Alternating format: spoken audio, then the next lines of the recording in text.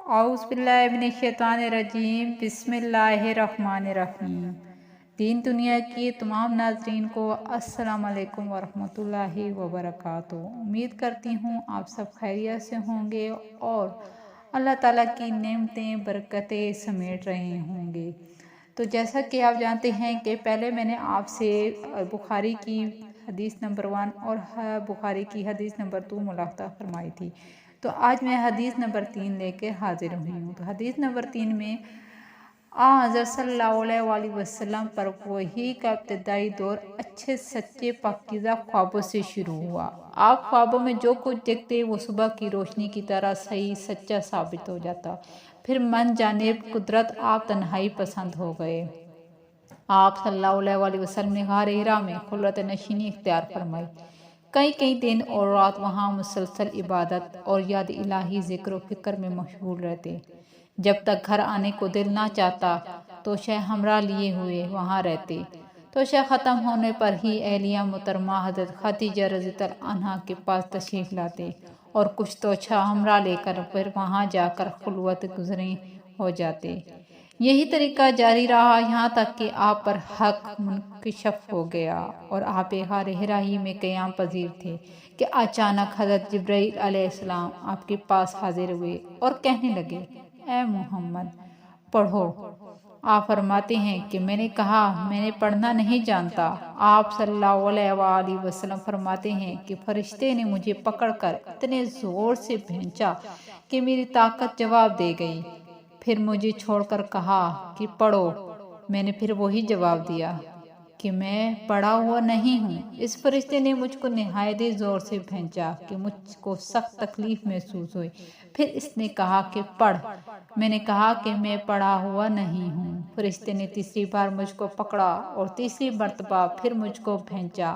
پھر مجھے چھوڑ دیا اور کہنے لگا، پڑھو اپنے رب کے نام کی مدد سے جس نے پیدا کیا اور انسان کو خون کی پھٹکی سے بنایا۔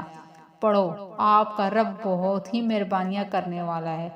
پس یہی آیتیں آپ حضرت جبرائیل علیہ السلام سے سن کر اس حال میں غار حرا سے واپس ہوئے کہ آپ کا دل اس انوکھے واقعہ سے کانپ رہا تھا۔ آپ حضرت خدیجہ کے ہاں تشریف لائے اور فرمایا، مجھے کمبل اڑا دو، مجھے کمبل اڑا دو۔ لوگوں نے آپ کو کمبل اڑا دیا۔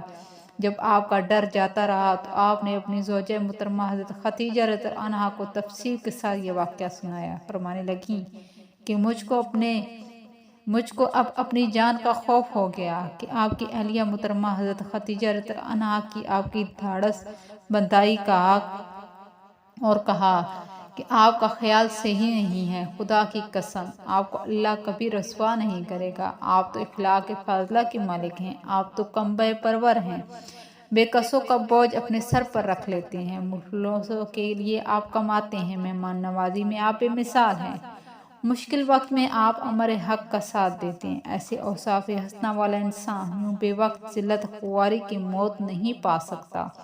پھر مزید تسلی کے لیے حضرت خدیجہ رضی اللہ عنہا آپ صلی اللہ علیہ وسلم کو ورقہ بن نوفل کے پاس لے گئیں، جو ان کے چچا زاد بھائی تھے اور زمانہ جاہلیت میں نصرانی مذہب اختیار کر چکے تھے اور عبرانی زبان کے کاتب تھے۔ چنانچہ انجیل کو بھی حسب منشاء خداوندی عبرانی زبان میں لکھا کرتے تھے۔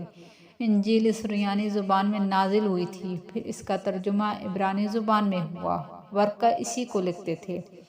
وہ بہت بوڑھے ہو گئے تھے، یہاں تک کہ ان کی بینائی بھی رخصت ہو چکی تھی۔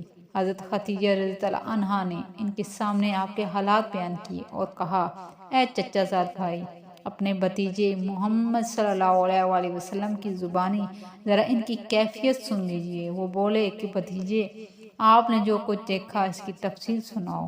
چنانچہ آپ صلی اللہ علیہ وسلم نے ازل اول تا آخر پورا واقعہ سنایا، جسے سن کر ورقہ بے اختیار ہو کر بول اٹھے کہ یہ تو وہی ناموس معزز رازدان فرشتہ ہے جسے اللہ نے حضرت موسیٰ علیہ السلام پر وحی دے کر بھیجا تھا۔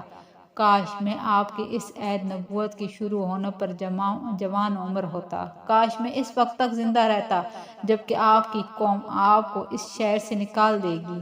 رسول اکرم صلی اللہ علیہ وسلم نے یہ سن کر تعجب سے پوچھا کہ کیا وہ لوگ مجھ کو نکال دیں گے، حالانکہ میں تو ان میں صادق امین مقبول ہوں۔ ورقہ بولا ہاں یہ سب کچھ سچ ہے، مگر جو شخص بھی آپ کی طرح امر حق لے کر آیا لوگ اس کے دشمن ہی ہو گئے۔ اگر مجھے آپ کی نبوت کا وہ زمانہ مل جائے تو میں آپ کی پوری مدد کروں گا۔ مگر ورقہ کچھ دنوں کے بعد انتقال کر گئے۔ پھر کچھ عرصے تک وحی کی آمد موقوف رہی۔ تو یہ تھی حدیث نمبر 3۔